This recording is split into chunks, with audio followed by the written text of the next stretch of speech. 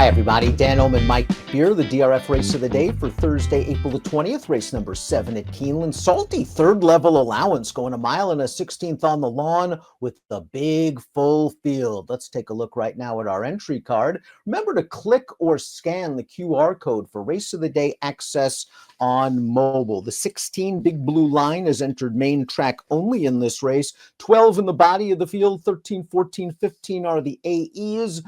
Tepid morning line favorite, the 7 Good Governance, dropping out of several graded stakes.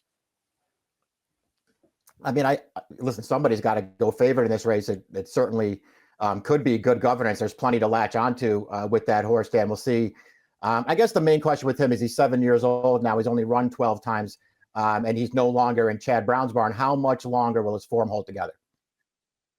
Fair point. It'll be interesting to see if he gets pace. That's why we'll throw up the Timeform US pace projector right now. And I agree with Timeform US that there's a chance this pace heats up. The 1 Dominican Pioneer is fast. The 2 Capuna has shown good speed on dirt. There are several others in here, including the 4 Tiberius Mercurius. He's kind of shown speed at longer distances, but I think he can get close to the pace. There's a chance this pace is solid to fast.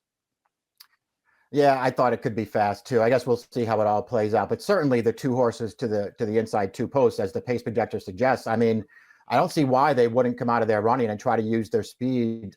So I think there is a real chance at this pace. If it's not really fast, it's certainly going to be solid. You see the LP designation above the number 7 Chicklet. That's Good Governance. He has the highest late pace rating from Timeform US. Let's take a look at the number 1 Dominican Pioneer's most recent start. He is a perfect 2-4-2 on the turf. This was a second level allowance win during the fall meet where he went to the front. He had to work pretty hard. The opening quarter mile got a nice breather down the backstretch and holds off an okay field. The 7th place finisher ran second in an allowance at Gulfstream with a 94 buyer in his next start.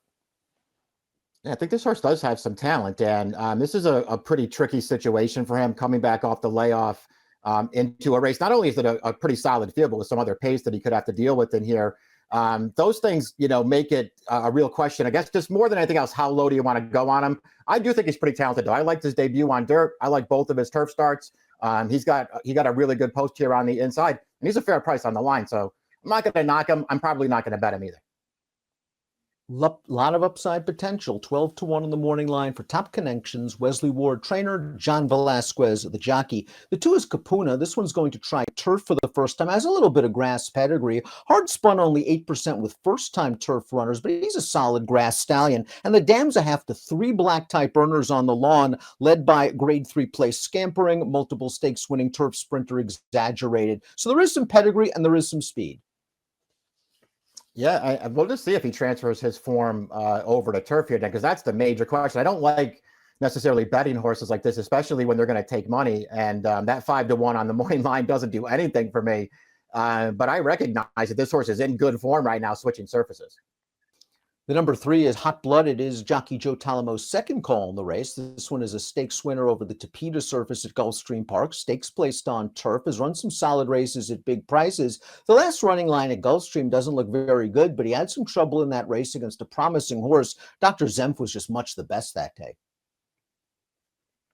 Yeah, the real problem with that race, Dan, is he had a confusing trip 2 starts back. So I just kind of wanted to see what would happen last time and just see if it made any kind of a difference, because 2 back, he just got totally blocked and shuffled back through the stretch.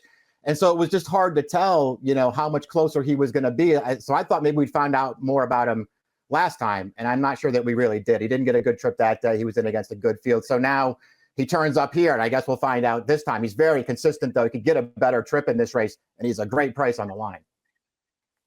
The 4 is Tiberius Mercurius, a reclaim for Michael Maker. 3 starts back for $25,000. Has run well twice for the barn over the all-weather at Turfway, including a gate-to-wire performance last time out, a race in which he was just able to walk the dog on the lead going a longer distance. It's not going to be as easy to get that kind of trip here. No, it's not. He doesn't need the lead, though, to be effective. Dan, he's a horse who is fine if he doesn't make the lead. I realize that he doesn't win that often, especially on turf. But I've been a fan of this horse for a long time. I'll make no bones about it. I think he fits right in with these horses. I think if he gets the right kind of a trip, He can be there at the end. I don't think cutting back in distance really works against him all that much. So he's just the kind of horse. So I'm going to leave open in here and just see what kind of price he goes off at. It's Maker and IRAD. So there's a chance, I guess, he takes money in here. But if he's around that morning line, I'm using him. The 5 is ready to perform, and on paper, he looks like one of the solid contenders in this race. He won the Grade 2 National Museum of Racing Hall of Fame for 3-year-olds at Saratoga last year. He's only raced once this year for Brad Cox, who was at the fairgrounds, and he didn't really race very well that day, but it was a good field. 2 Emmys, the runner-up, came back to win a Grade 3 at the fairgrounds with a 98 buyer, a little bit of class relief maybe to get some confidence. 6-1, a very fair price on the morning line.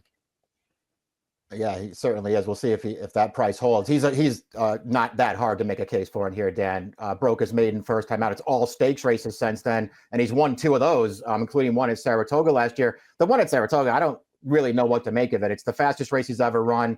It was hard to see him making the lead that day, but he made it. And it's not like he went slow. I mean, I thought he made a very legitimate pace that day and still won easily. I don't know. I think this horse is pretty good. You have to like his versatility. He's won from on the lead. He came from dead last to win the Laurel Futurity as a 2-year-old. He's very solid, and he's still, I think, progressive after only 9 lifetime starts. Katansit is the number 6. This one has only raced once previously on the turf. That was at Ellis Park last year in a little stakes race. I thought he ran just fine. He was sort of in between horses after the first half mile, eased out with the look in the stretch, gave an even finish. The 5th place horse from that race did come back to win a Grade 3 at Kentucky Downs with a 95 buyer. Yeah, I thought this horse ran fine in that race too. I mean, it kind of feels like this is the surface he's bred for. He just hasn't really run on it that often. He's been rained off 3 times. He finally got that start in the stakes race at Alice. He ran okay that day. I thought overall his trip was a really good one, and he wasn't quite good enough. But that was a good field, Dan. I mean, the horses that finished 1, 2, 3 in there, they're all nice horses. I like this horse coming back to turf in here. I think he can get another good trip in this race. To me, another horse. I thought it was really hard to knock him. And he's another horse who I think is very fairly priced on the line.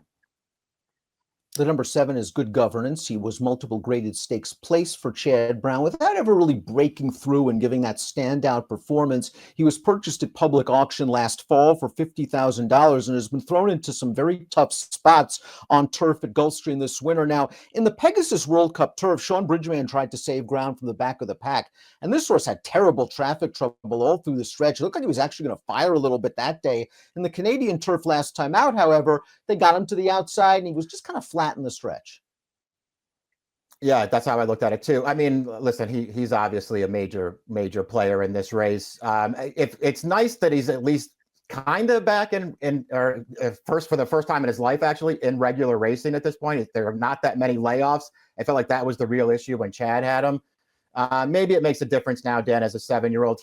I don't think I would want to take a short price on him just because he wins so infrequently, but he obviously is a really nice fit in this race. Dropping in class, the runner-up from the last race came back to win the Appleton at Gulfstream with a 96 buyer, and he should get some pace to attack. The 8 is Commandeer, this horse going out for Jimmy Toner, making his turf debut. He's by Street Boss. The dam is a half to a graded stakes-winning turf miler named Tizaquina. Commander has always been sort of a solid horse, but turf is a question mark against this sort of field. Yeah, I wonder about it too. I mean, I guess there is enough pedigree that if you wanted to, if you like him anyway and you feel like he'll handle turf just fine, I guess you could take a shot with him here, especially because then I kind of feel like I know he's been closer to the pace in his last couple starts. I kind of feel like this horse is way more effective as a closer. And so maybe in this race, switching to turf, they'll just take him back and let him make one run. That's what they did at Churchill when he won that race in the slop, his most recent victory. I agree. I think that's a very good point. He is going to have to deal with a long layoff. It appears that Commandeer has just had a lot of physical issues. We haven't seen him since July, so he'll have to deal with a 9-month layoff as well as the surface switch. El Kabong is the number 9. This is jockey Corey Lannery's second call. He comes out of a synthetic race at Turfway in early January, a race where there was just no pace. And this horse, to me, is more of a closing type on the turf that was just forced to be closer to the pace than usual last time out. I'm really not interested in that race. I thought he actually ran well since 2 starts back. Yeah, me too. Listen, I don't care that much about his last 2 races anyway, because they were off a layoff on a totally different surface, but he did run fine 2 starts back. So that's a good thing. I just think he's way better on turf. He's supposed to have something to run at in this race. I know his most recent turf start doesn't look great last summer, but that was a pretty tough race at Horseshoe, Indiana against Ivar. His prior two turf starts, he ran really well both times. One of them was on this turf course, and he should fall into a pretty nice trip in this race, I think. The number 10 is Fenwick Station, and the last time we saw this guy on the turf was during the spring 2022 meet at Keeneland, and he was going 1.5 miles, and he had an easy trip. Let's watch this race. He just got loose through 3/4 and 16 and change. He sprinted on home. The fourth place horse would come back to run second in a grade 3 at Churchill with a 92 Beyer speed figure. Unfortunately for Fenwick Station, he missed 11 months after this race. Interesting that they ran him on the dirt off the layoff. I wonder if Eddie Keneally was just using that as a prep.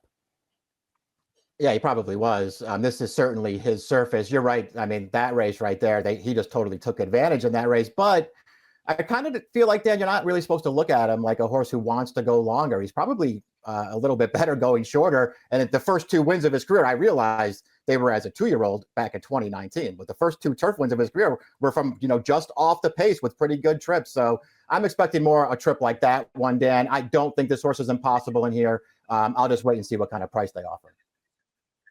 Not a great post for the 11 Royal Patronage, but I don't want to sleep on this one, even though we haven't seen him since Labor Day weekend in the Virginia Derby, because his trainer, Graham Motion, is one of the great layoff conditioners in the game. And Royal Patronage has some back class and ability. A Group 2 stakes winner in England in 2021. He faced some pretty tough competition over here last year. In the Saratoga Derby, I thought he worked out a pretty decent inside-out trip after not breaking great. That was a really strong field. In the Virginia Derby last time out, I was very surprised how aggressive they were from the gate with him. I don't think that's his running style.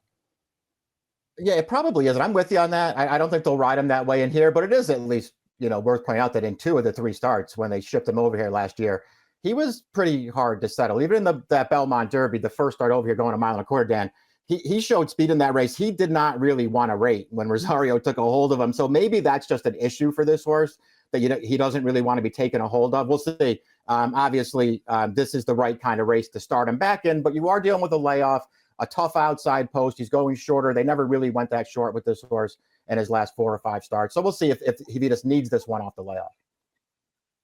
Two Birds is the number 12. He's the last runner in the body of the race, and he's been running on synthetic recently. Last time out in the Kentucky Cup Classic, he was just simply overmatched. The race before that, going 1 mile, he was able to get to the lead in a 3 life allowance, much weaker than the horses he's going to be facing here. I'm not sure if his running style really plays in this race with lots of other speeds to his inside, and he's a big question mark against this caliber of competition on this surface. Saw all the same things. I don't really mind him switching back to turf. I think he handles the surface fine, but his running style is problematic, especially from post 12, Dan. I mean, I don't know if they really want to come out of there on ascend with those 2 speed horses drawn to the inside posts. And I don't know if I would really want to bet him if they have to take him off the pace. Of the 3 also eligibles, I guess the 14 Vintage Print would be the one I'd be most interested in, although I'm not sure I'd really be that interested in taking 4-1 off of a layoff from a bad post. Yeah, I don't know if I would, take the price that's offered on the morning line on any of those 3 horses if they get in. I will admit that there was a time when I would have happily fallen for Burning Bright, the 15. I don't know what kind of horse he is anymore. There was a time back in the day when I really liked him, though. Before we get to our top selections, please click the subscribe button on the Daily Racing Form YouTube channel for the latest DRF videos. Top pick time for our Thursday race of the day. I think this pace falls apart. I'm giving Good Governance 1 chance. I don't take anything less than 7-2 offered on the morning line for the reason Mike mentioned. He doesn't win very often. I like your pick of El Kabong. He seems a little bit dirtied up, and now he's getting back to his best surface. Yeah, that's what I think too, Dan. I think he's going to be a really good price in this race. He's the kind of horse I feel like could really get overlooked in here, and I'm not so sure he should get overlooked. I think this horse is okay. 9-4-6-7 for Mike, 7-6-10-1 for me. Nice full field at Keeneland on Thursday. 3rd level allowance, your DRF race of the day. It's the 7th race. Best of luck.